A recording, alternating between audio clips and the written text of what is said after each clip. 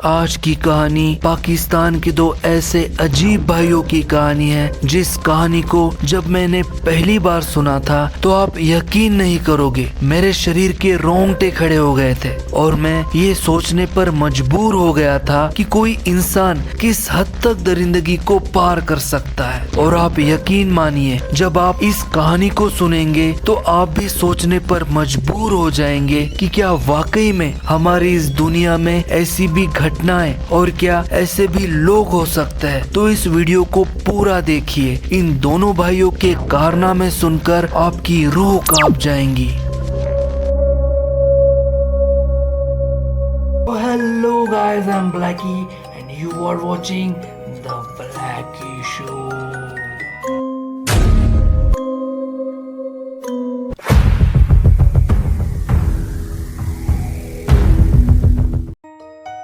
साल 2011 पाकिस्तान की राजधानी इस्लामाबाद से 200 किलोमीटर दूर एक जगह है दरिया खान, जहां दो भाई रहा करते थे। एक का नाम था मोहम्मद फरमान अली और दूसरे का नाम था मोहम्मद आरिफ अली। इनकी उम्र 30 से 35 साल की थी और दोनों की उम्र में लगभग 4 से 5 साल का अंतर था। इन दोनों भाइयों की शादी भी हो गई थी और इन दोनों के बच्चे भी थे। ये बहुत गरीब परिवार से थे और ये दरिया खान के जिस स्थान पर रहते थे वहाँ और भी बस्तियाँ थी। इन दोनों में से फरमान अली पढ़ने में बहुत होशियार था, जिसने 10th क्लास तक की पढ़ाई की थी लेकिन बाद में छोड़ भी दी थी। लेकिन 2010 में इन दोनों की बीवियों ने इन्हें छोड़ दिया और अपने बच्चों को लेकर वहाँ से चली गई थी। और उनसे जब इसका कारण पूछा गया तो उन्होंने बताया कि ये दोनों भाई बहुत मारते पीटते थे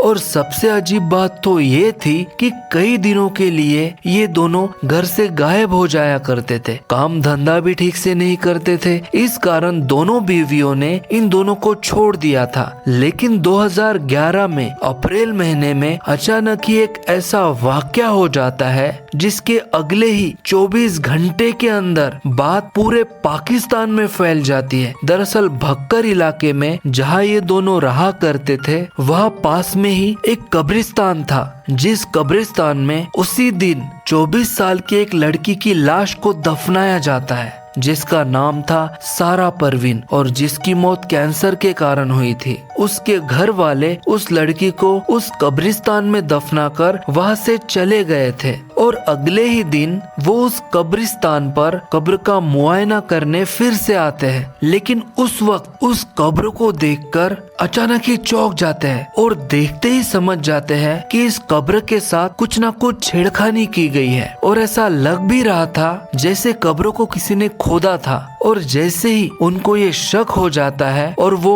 उस कब्र को खोद कर देखते हैं और जैसे ही उन्होंने कब्र को खोद कर देखा वैसे ही उनके पैरों के नीचे से जमीन खिसक जाती है। वो देखकर चौंक जाते हैं क्योंकि उस कब्र से उस लड़की की लाश गायब थी। वो फौरन ही पुलिस को इसकी इत्तला करते हैं और देखते ही देखते बहुत तेजी से ये खबर पूरे पाकिस्तान में फैल जाती है, क्योंकि पहले भी एक ऐसा वाक्य पाकिस्तान में हो चुका था जिसमें कब्र से लाशें निकालकर उनके साथ रेप किया जाता था, जिसमें एक शख्स को पकड़ा भी गया था। तो लोग इस घटना को उसी के साथ जोड़कर देखते हैं और पुलिस पर गुस्सा होते हैं और पुलिस जांच में जुट जाती है और उस कब्रिस्तान के आसपास रह रहे लोगों से पूछताछ करती है। तभी कहानी में एक नया मोड़ आ जाता है। एक शख्स पुलिस को एक व्यक्ति की खबर देता है और कहता है कि इस व्यक्ति को बहुत बार इस कब्रिस्तान के आसपास देखा गया है और उसके घर में टोने टोटके भी किए जाते हैं। उस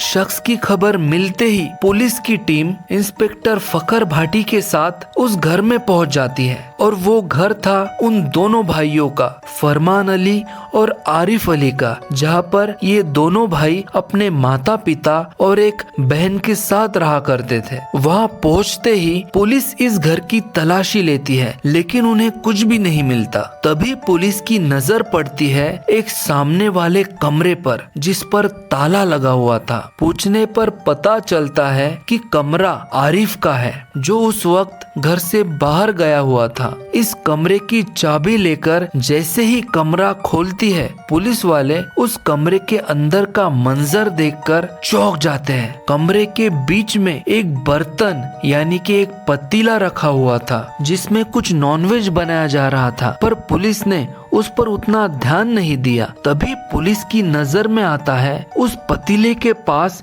एक लकड़ी का पीटर, एक छोटी कुल्हाड़ी और एक चाकू रखा हुआ था। सारी चीजों पर मांस के छोटे छोटे टुकड़े लगे थे। अब इंस्पेक्टर फखर भाटी, जो इस टीम को लीड कर रहे थे, उनकी पहनी निगाहें जमीन पर चल रही एक मोटी सी चींटियों की लाइन को देखती है, जो एक चारपाई के नीचे जा रही थी। तो उस चारपाई के नीचे एक बोरी पड़ी हुई थी। इंस्पेक्टर भाटी कांस्टेबल को वो बोरी बाहर निकालने को कहते हैं, और इस बोरी को बाहर निकालने के बाद जब उस बोरी को खोला जाता है, तब उस बोरी से 24 साल की सारा परवीन की लाश निकलती है, जो लाश कब्रिस्तान से रात को गायब हुई थी। ये देखकर पुलिस वालों के भी रोंगटे खड़े हो जाते हैं। उस लाश का एक पैर कटा हुआ था, और जो पैर काटा गया था वही पैर उस बर्तन यानी कि उस पतीले में पकाया गया था, और इसी मांस को पकाकर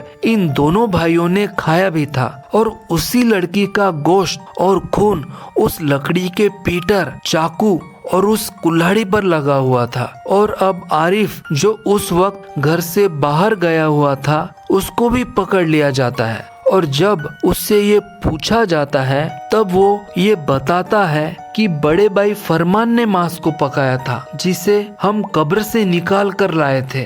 क्या नाम है? मोहम्मद आरिफ। ये क्या किया आपने?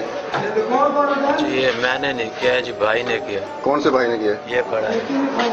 तुम्हारा क्या नाम है भाई? मुझे पहली लाश लाया सिर्फ। हैं जी? पहली लाश लाया। पहली लाश है ये किस जी? और उसके बाद जब उस बर्तन को फॉरेंसिक लैब में मुल्तान भेजा गया, तो वहाँ से पता चलता है कि ये इंसानी मांस है, जिसको बनाया गया था, यानी कि जिसको पतीले में पकाया गया था। जब ये खबर आसपास के लोगों में पता चलती है, तो पूरा मोहल्ला घिर पड़ता है कि उनके बीच में दो आदमखोर इंसान रहते हैं, जो कब्र से लाशें निकालते हैं और खा जाते हैं। जब इन दोनों भाइयों को जेल में जाकर उनसे पूछताछ की जाती है, तो एक दिल दहला देने वाली बात सामने आती है कि इन दोनों आदमखोरों ने अब तक 100 से भी ज्यादा लाशों को कब्र से निकाल कर खा लिया था, जिसके पीछे का कारण उन दोनों ने ये बताया कि उन्हें कोई जादू टोना करने वाला मिला था, जिसने इनको कहा था कि इंसानी मांस खाओगे तो तुम सभी दुखों से मुक्त हो जाओगे। जिस कारण किसी जीवित इंसान को मारकर खाने की उनकी हिम्मत नहीं होती थी, तो ये कब्रिस्तान में ध्यान रखते थे। और जब किसी लाश को दफनाया जाता था, तब उसी रात को उस ताजा लाश को ये कब्र से निकालकर अपने घर ले जाया करते थे और उसके मांस को पकाकर खा जाया करते थे। इसके बाद जब पुलिस इन दोनों को अदालत में लाती है, तब तक बाहर के लोगों का गुस्सा भड़क चुका होता है। लोग ट्रैफिक जाम कर चुके थे और लोग इन्हें जनता के हवाले करने की मांग कर रहे थे। लेकिन ये बात यहीं पर रुकने वाली नहीं थी। अगर एक बार कोई इंसान आदमखोर बन जाता है, कोई इंसान ही इंसान का मांस खाने लगता है, तो फिर वो अपनी आदतों से मजबूर हो जाता है। इसके बाद जब इन दोनों को अदालत में पेश किया गया, तो एक बात सामने आई थी कि तब तक पाकिस्तान में ऐसा कोई कानून नहीं बना था जिसके तहत इनको सजा दी जाए। ऐसी कोई धारा नहीं थी जो इन पर लागू की जाए। लेकिन फिर बाद में मुर्दों के साथ गैर इंसानियत हरकत करने के जुर्म में इन दोनों भाइयों को अदालत द्वारा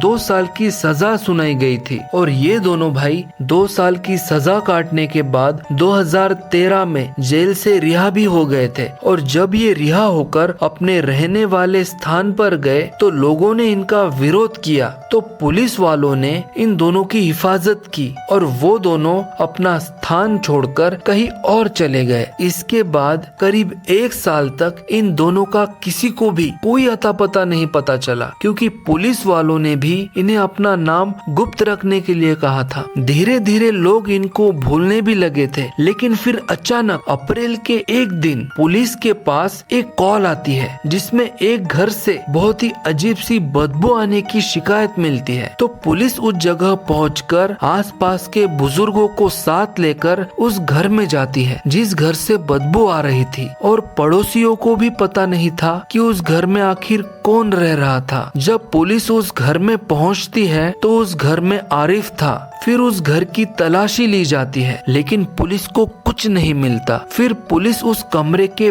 पास जाती है जिसमें एक बड़ा सा ताला लगा हुआ था। पुलिस उस कमरे को जब खोलती है, अंदर का मंजर देखकर पुलिस और आसपास के मोहल्ले के लोगों के हाथ पैर फूल जाते हैं। वो देखते हैं कि कमरे के बीचों बीच एक बच्चे का कटा हुआ सर पड़ा था। पुलिस आरिफ को जानती थी, तो उनके दिमाग में फिर वही पुरानी कहानियां घूमने लगती है। पुलिस वाले दोनों भाइयों को गिरफ्तार करके पुलिस स्टेशन ले जाते हैं और उनसे पूछताछ की जाती है, तो पता चलता है कि उस मोहल्ले में कुछ वक्त पहले ही एक बच्चे की मौत हुई थी और ये सर उसी का था जिसे कब्रिस्तान में दफनाया गया था। दफनाने वाले तो उसको दफनाकर वहाँ से चले गए थे, लेकिन ये दोनों आदमखोर भाई इस बच्चे को उस कब्र से निकालकर घर ले आए थे और पकाकर खाने लगे थे। और इतना ही नहीं, इनके साथ ही और बहुत सारी लाशों को उस दौरान वो दोनों घर लाकर खाए थे। फिर दोबारा इन दोनों भाइयों को अदालत में पेश किया गया और पता चलता है कि 2 साल की सजा काटने के बाद भी आदमखोरी बने हुए थे। और इसके बाद ये चौंकाने वाली बात सामने आई कि वो दोनों भाई अब तक 150 से भी अधिक लाशों को कब्र से निकालकर खा चुके थे। लोग जब कब्र पर फूल चढ़ाने या फिर दुआएं पढ़ने जाते थे तो उनके मन में कहीं ना कहीं ये शंका होती थी कि इस कब्र में लाश है भी या नहीं। पुलिस के और जोर देकर पूछने पर एक बात सामने आती है कि ये दोनों भाई इंसानी गोश्त यानी इंसानी मांस से मटन करी बनाकर रोटी या चावल के साथ खाया करते थे। अब पाकिस्तानी पुलिस और अदालत ये सोचने पर मजबूर हो गए कि इनको आखिर क्या सजा दी जाए। तब 2015 में ये फैसला निकल जाता है कि उस सजा में इनको 12 साल की सजा दी जाती है, यानी कि 2015 से लेकर 2027 या 28 तक पूरे 12 साल, मतलब कि आने वाले 2027 या 28 में ये दोनों एक बार फिर पाकिस्तान की जेल से रिहा होंगे। तब पता नहीं क्या होगा, क्या ये दोबारा से अपना आदमखोर रूप फिर से लोगों को दिखाएंगे या फिर 12 साल जैसी लंबी सजा काटने के बाद एक नॉर्मल इंसान बन जाएंगे। आपको इस बारे में क्या लगता है कमेंट में जरूर बताएं। तो दोस्तों, ये थी इंसानियत को शर्मसार कर देने वाली एक सच्ची घटना, 2 पाकिस्तानी इंसानी आदमखोर भाइयों की सच्ची कहानी, जो शायद कई सालों तक हमारे दिमाग पर हावी रहेगी। उम्मीद है आपको ये कहानी पसंद आई होगी। मिलते हैं अगले वीडियो में।